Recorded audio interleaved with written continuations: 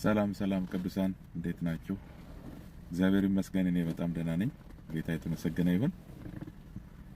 አንድ ቃል አነባለሁኝ በፊልጵስዩስ መልእክት ላይ ነው ያለው። የሐዋርያው ጳውሎስ መልእክት ወደ ፊልጵስዩስ ሰዎች ምዕራፍ 1 ላይ ቁጥር 7 ያለውን አነባለሁና አጠቃላይ የፊልጵስዩስ ሰዎች ወንጌልን በብዙ መከራ የተቀበሉ የእግዚአብሔር ሰዎች ናቸው እና ስለነሱ ሐዋርያው ጳውሎስ የሚናገረው ነው የምንሰማው። ሐዋርያው ጳውሎስ እንግዲህ ብዙ ጊዜ የሚታሰር ሰው ነው በወንጌል ምክንያትና እዚህም በስራት ላይ ያለ የሚናገረውን ቃል ነው የምንሰማው እና እንዲህ ይላል። በስራቴም ወንጌልንም መመከቻና መጽኛ በማድረግ ሁላችሁ ከኔ ጋር በጸጋ ተካፋዮች ስለሆናችሁ በልቤ ትኖራላችሁና ስለ ሁላችሁ ይህን ላስብ ይገባኛል ይላል እና በክርስቶስ ኢየሱስ ፍቅር ሁላችሁን እንዴት እንድናፍቃችሁ እግዚአብሔር ምስክሬ ነውና ይላል። ቁጥር 7 እና 8 ላይ ያለው ሐሳብ ምንድነው? ሐዋርያው ጳውሎስ ምን እያስተላለፈ ነው የሚለውን አብረን እንድናይ ስለፈለኩኝ ነው። በእስራቴም ይላል። እንግዲህ ይሄ በእስራቴም የሚለው ስለ ክርስቶስ ኢየሱስ ስለሚቀበለው መከራ ነው የሚናገረው ይሄ እና እሱን ይልና እናንተ ደግሞ ወንጌልን መመከቻና መጽኛ በማድረግ ሁላችሁ ከኔ ጋር በጸጋ ተካፋዮች ስለሆናችሁ የሚል ቃል አለውና ምን ማለቱ ነው?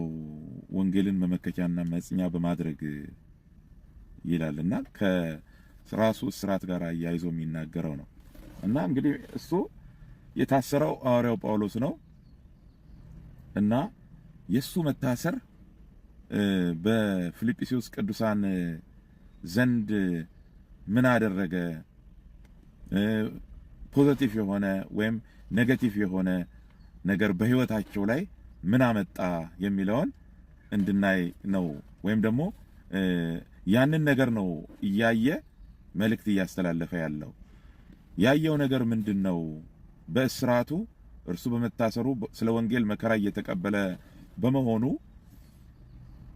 እነዚህ ያገለገላቸው ሰዎች ምን ሆኑ? የሱ መከራ መቀበል የሱ በእስራት መገኘት በህይወታቸው ላይ ምን ተጽዕኖ አመጣ? ዲስከሬጅድ ሆኑ ወይ? ለወንጌል ያላቸውን ነገር ኮምፕሮማይዝ አደረጉ ወይ? በሱ መታሰር በሱ መከራ መቀበል የሚለውን ነገር ያያል ማለት ነው። ያይና አንድ በጣም ደስ ያሰኘውና እግዚአብሔርን የሚያመሰግንበት እንዲሁም ደግሞ እነዚህን ቅዱሳን ሊያያቸው እንዲናፍቅ ያደረገው የህይወታቸው ጉዳይ ነው። ሌላ ነገር አይደለም። ዝም ብሎ ክርስቲያን በመሆናቸው ምክንያት የሚል ሳይሆን እዚህ ስፔሻል በሆነ መልኩ እንዲናፍቃቸው ያደረገው ነገር ሁኔታቸው ነው።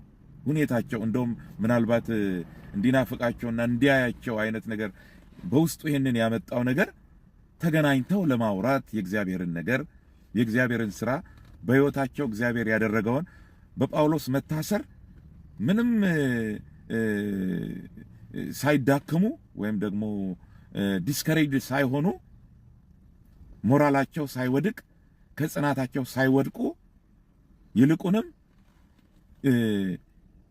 እነሱም በሱ መንገድ ማለት ነው በሱ መንገድ ወንጌልን መመከቻና መጽኛ ማድረጋቸው። እንግዲህ እንደምታውቁት ወንጌል ማለት የእግዚአብሔር ቃል ነው፣ የእግዚአብሔር ህይወት ነው እና ወንጌል ህይወት ነው፣ መንፈስ ነው እና ያንን ምን አደረጉ ነው የሚለው የእግዚአብሔር ቃል እንግዲህ አሁን እንደምታውቁት ሕያው ነው፣ የሚሰራ ነውና ስለዚህ ለእግዚአብሔር ቃል ለወንጌል ምን ሰጥተዋል ማለት ነው?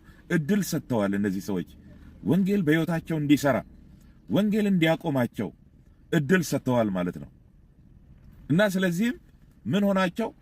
እነሱን ከህይወት መንገድ ከእውነት መንገድ ወደ ኋላ እንዳይሄዱ እንዳያፈገፍጉ፣ ከእምነታቸው ወደ ኋላ እንዳይሄዱ፣ መከራን ከመቀበል እንዳያፈገፍጉ፣ ደግሞም በጳውሎስ እስራት እንዳያፍሩና ዲስከሬጅ እንዳይሆኑ ምን አድርጓቸዋል? የተቀበሉት ያስተናገዱት ወንጌል መመከቻ ሆኗቸዋል ማለት ነው። መጽኛ ሆኗቸዋል ማለት ነው እና በጣም ይሄ ነገር በጳውሎስ ህይወት ውስጥ ትልቅ ስፍራ ያለው ትልቅ ሪኮግኒሽን አፕሪሺዬሽን ያለው ነገር ነው ማለት ነው። በጣም እንደተገረመ እንደተደነቀ የምንመለከትበት ነው። ስለዚህ ቃል በቃል ሲናገር በእስራቴም ይላል ወንጌልንም መመከቻና መጽኛ በማድረግ ሁላችሁ ከኔ ጋር በጸጋ ተካፋዮች ስለሆናችሁ በልቤ ትኖራላችሁና ስለ ሁላችሁ ይህን ላስብ ይገባኛል ይላል እና ይሄ ሁኔታቸው ይሄ ህይወታቸው ወንጌልን ማስቀደማቸው ወንጌልን መቀበላቸው በወንጌል መቆማቸው በጣም በጣም በጣም በጣም የነዚህ ሰዎች ሁኔታ በጳውሎስ ልብ ውስጥ እንዲኖሩ አድርጓቸዋልና ከዚህም የተነሳ ስለናንተ ላስብ ይገባኛል አለ። ስለነሱ ያስባል ማለት ነው። ይደነቃል፣ ደስ ይሰኛል ማለት ነው።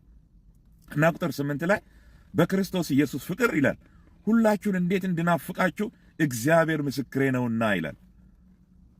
ናፈቃቸው፣ እንዲናፍቃቸው አደረገ።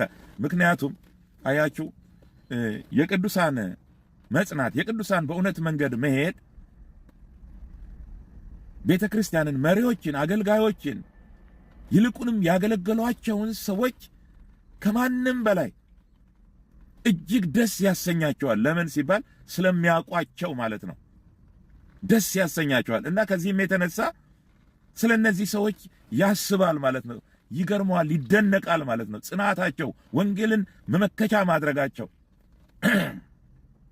እና በጳውሎስ እስራት እነሱም ተካፋዮች መሆናቸው፣ መከራን ለመቀበል ፈቃደኛ መሆናቸው፣ በዚህም ደግሞ በወንጌል መጽናታቸው መመከቻ እኮ ነው ያደረጉት። የሚመጣውን ነገር በሙሉ እነሱን ከእግዚአብሔር ሐሳብ ሊያስወጣቸው የሚመጣባቸውን ነገር ሁሉ ምን አደረጉ? ወንጌልን አምነው በወንጌል መከቱት ማለት ነው። እግዚአብሔር ይመስገን። ለዚህ ነው ወንጌልን መመከቻ ያደረጉት ማለት ነው።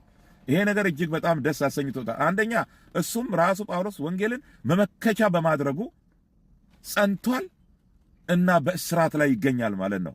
ስለ ክርስቶስ ኢየሱስ ስምና ስለ ወንጌል እንደተባለለት ማለት ነው። እና ከዚህም የተነሳ ቁጥር 8 ላይ በክርስቶስ ኢየሱስ ፍቅር ሁላችሁን እንዴት እንድናፍቃችሁ እግዚአብሔር ምስክሬ ነውና።